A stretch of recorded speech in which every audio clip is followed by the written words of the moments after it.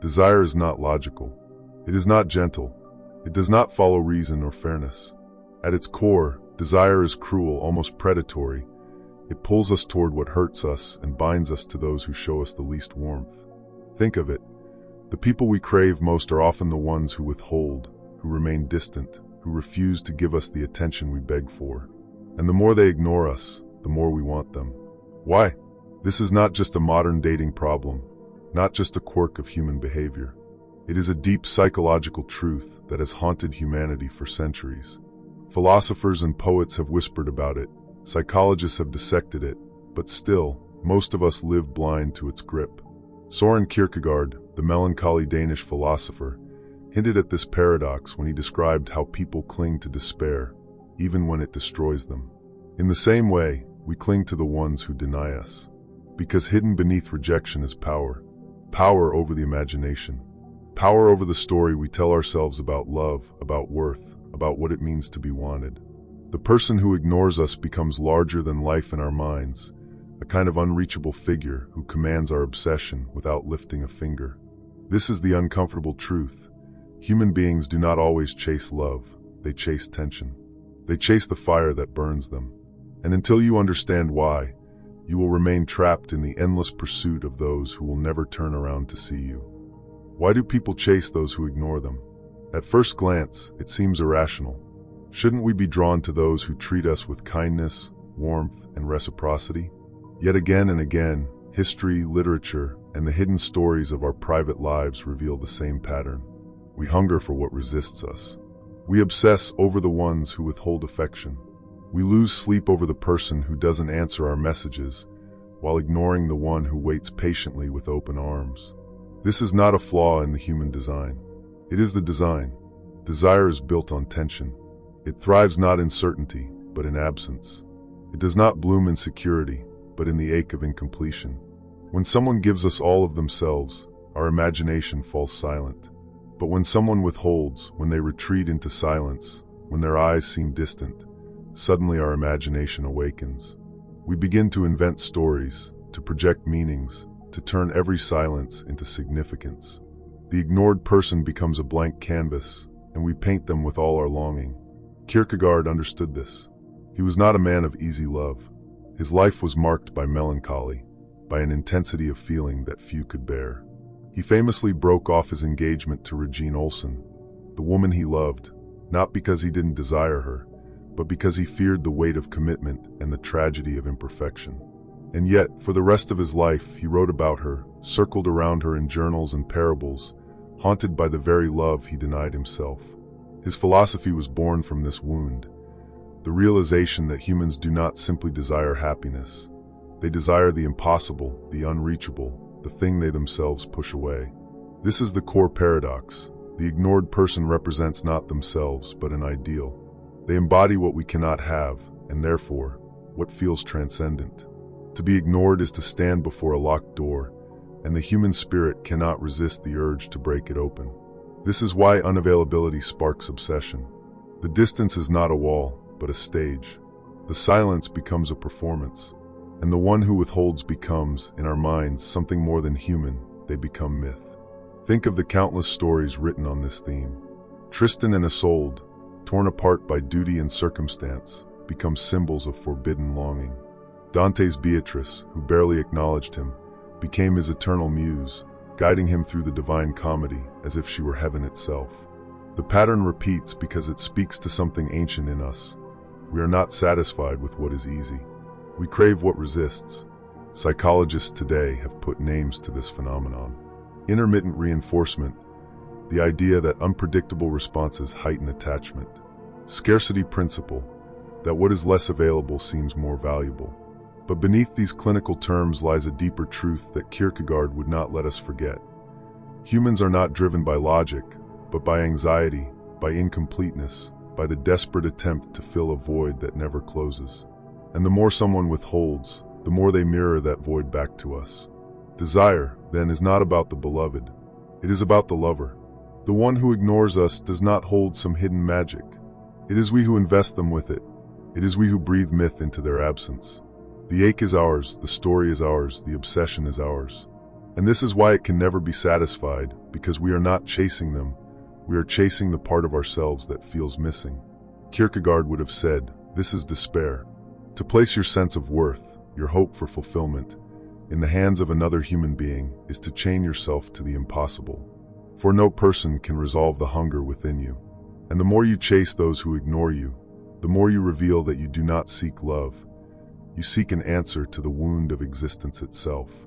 And so, the truth reveals itself in its harshness. Desire is not soft. It is not about union, not about peace.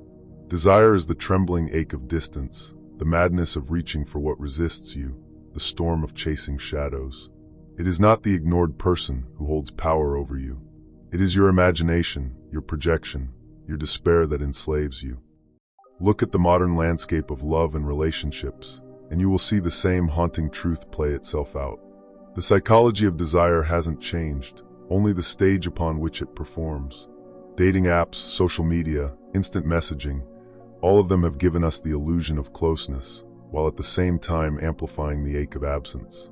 Think of the countless stories that repeat themselves in today's world. A man sends message after message, waiting desperately for a reply from the woman he's enchanted by. She sees the notifications but doesn't answer. Hours pass, then days. When she finally replies, it's only a few words, maybe a single emoji.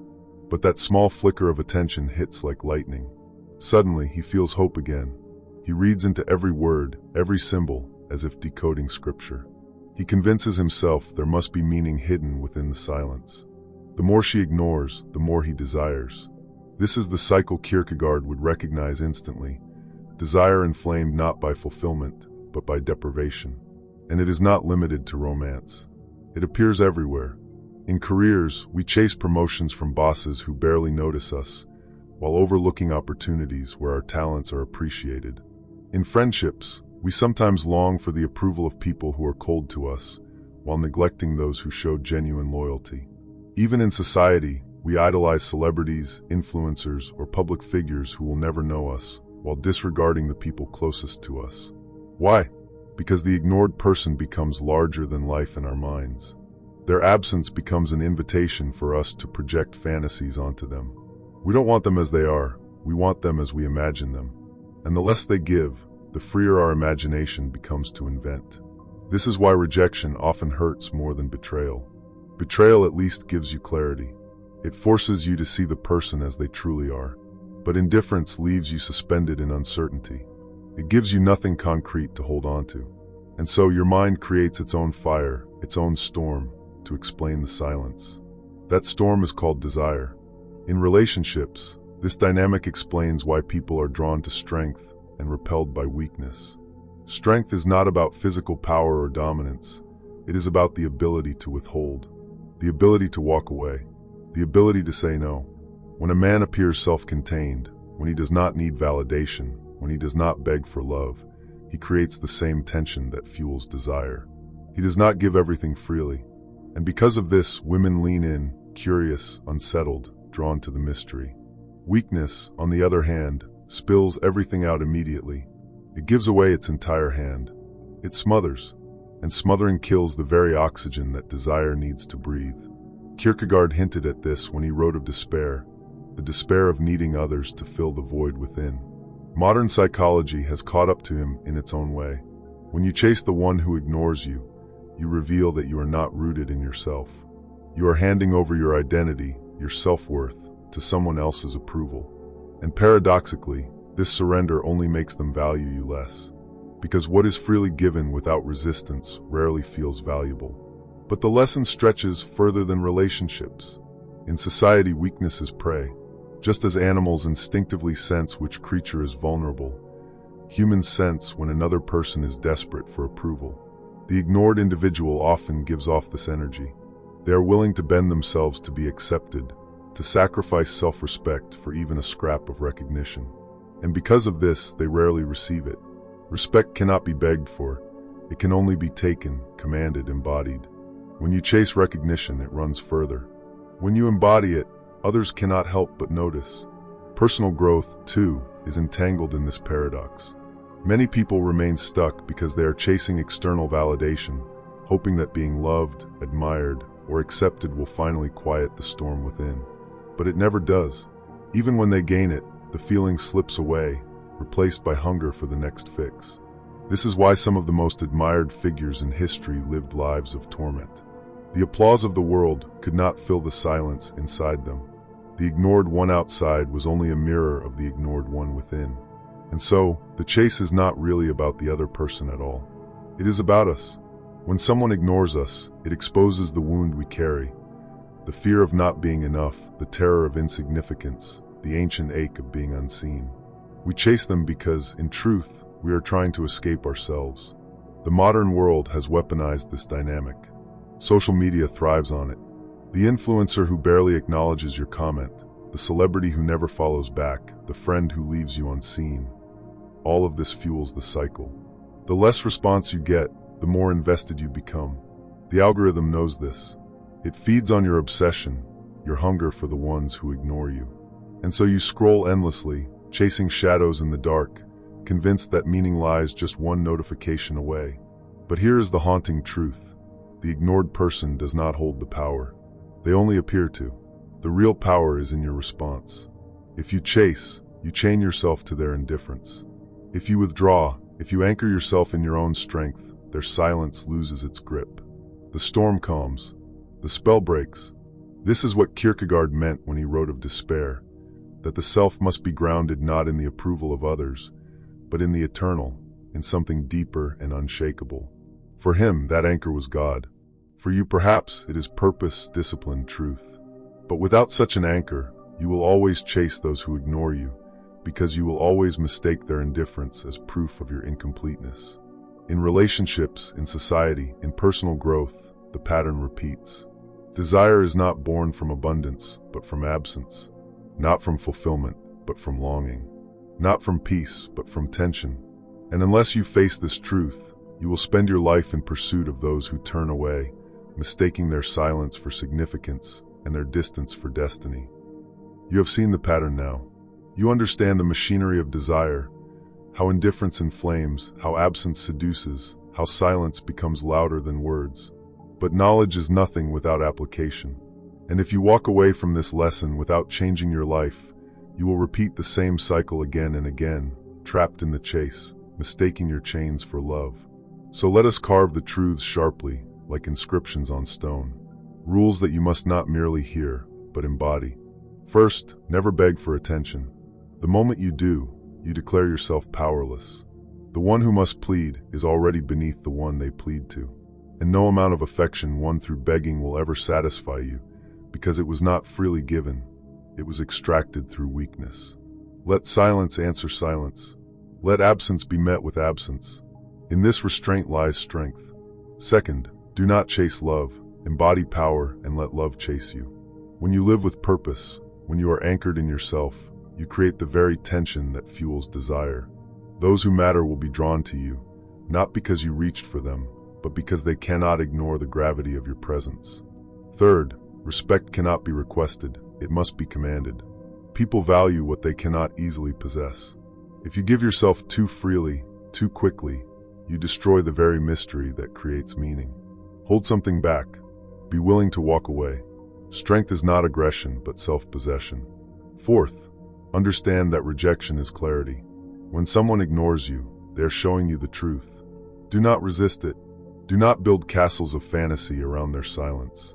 Accept it. What leaves you is never meant for you. To cling is to bleed. To release is to breathe. Fifth, what you suppress will control you. If you deny the ache of being ignored, if you distract yourself endlessly, it will only grow in the shadows. Face it directly. Admit the pain. Confront the wound. Only then will it lose its power over you. Sixth, desire thrives on scarcity, but relationships thrive on abundance. Do not confuse the fire of longing with the warmth of love. Longing can burn for a moment, but it cannot sustain you. If you mistake intensity for intimacy, you will always be chasing the flame that scorches you. Seventh, anchor yourself in something deeper than approval. For Kierkegaard, it was God.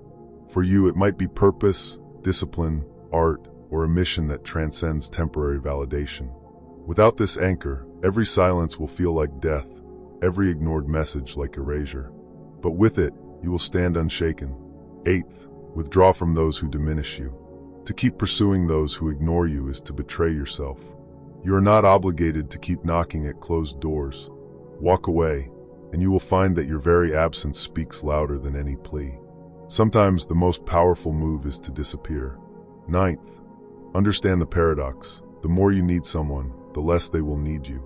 Need is repellent. Self-possession is magnetic. If you want to be truly desired, desire yourself first.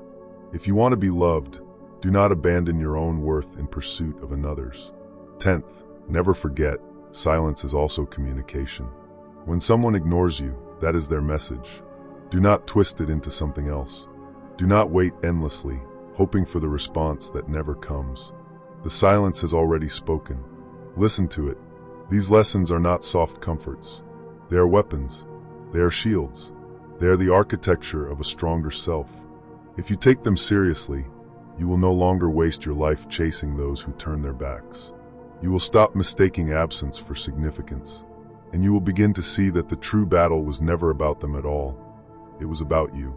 Because the ignored man who chases is a slave. But the man who walks away, who embodies power, who anchors himself in something eternal, he is free. Desire is a strange master. It does not lead you forward, it drags you in circles. And the cruelest part is this: the one you chase often has no idea of the power they hold over you. Their silence, their indifference, their absence, these things become magnified only in your own mind. It is you who breathes life into them. You who turns them into gods and monsters. You who chains yourself to their refusal. This is the secret most never face. You do not actually want the person who ignores you. You want the reflection they awaken inside of you.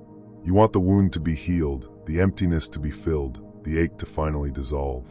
But no person can give you this. And that is why you will always be left unsatisfied if you keep chasing shadows. Kierkegaard warned us, despair is the sickness unto death, the sickness of grounding yourself in what can never sustain you. The ignored lover, the distant friend, the absent recognition, none of these can bear the weight of your soul. If you make them your anchor, you will sink. If you chase them, you will remain trapped in the same labyrinth, mistaking suffering for love, mistaking silence for meaning. But if you turn away, if you anchor yourself in something higher, something eternal, something unshakable, then the spell breaks. Their silence no longer defines you. Their absence no longer diminishes you. You walk with your own gravity, your own fire, your own unyielding strength. And suddenly, the very ones who ignored you will feel the tension shift. Because nothing is more unsettling than the man who does not need what others withhold. So here is the truth you must carry. Desire will always tempt you to chase those who ignore you. But the only way to master desire is to reverse the chase. Withdraw. Hold your ground. Anchor yourself in the eternal. The ignored man who pursues remains a prisoner. The ignored man who stands still becomes a mystery. And the man who walks away, he becomes untouchable. Remember this as you step back into your life. The silence of others is not your death sentence. It is your test. If you let it consume you, you will remain lost. But if you endure it, if you rise above it, if you claim yourself in the absence of their recognition, then you are no longer chasing. You are becoming. And when you become, no one can ignore you.